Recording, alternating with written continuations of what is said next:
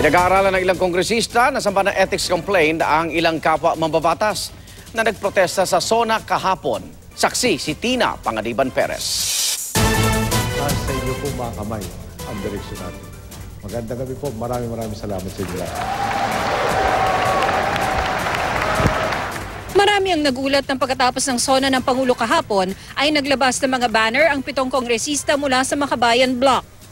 Ang Pangulo paakyat na noon sa kinaroroonan ni Senate President Franklin Drilon at House Speaker Sonny Belmonte nang umeksena ang mga militanteng kongresista. Maya-maya may narinig na mga nagbu.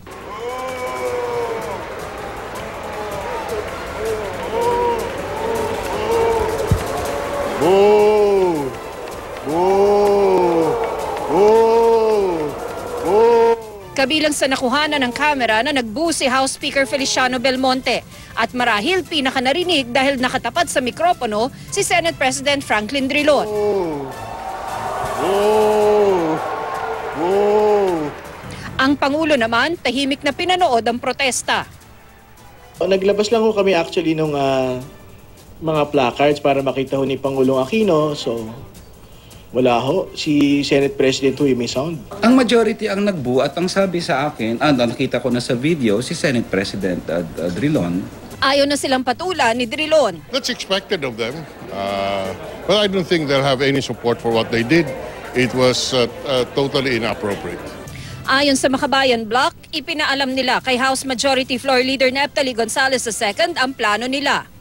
Hindi naman rin sila papayag ko sabihin ko huwag kayo maglabas. No? So, ang sinabi lang nila sa akin towards the end of the speech of the President ay yun, tatayo sila, maglalabas sila ng mga panyo na may mga nakasulat. Hindi ko naman alam na ganun kalaki pala yung mga panyo nila. No? The two things that made it an issue was lumapit ang PSG para hablutin. Ang second, yung pagbu. Pinag-aaralan ngayon ng ilang kongresista ang paghahain ng reklamo sa House Committee on Ethics laban sa Makabayan Bloc. Kinokonsulta na raw nila ang liderato ng Kamara at iba pang kongresista. Pwede ho kayo mag-dub smash, no?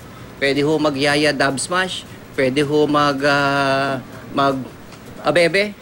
Pero hindi po naman sa paraan na kung saan iniinsulto po natin. Hindi lang ang presidente, kung hindi ang institusyon under which they belong.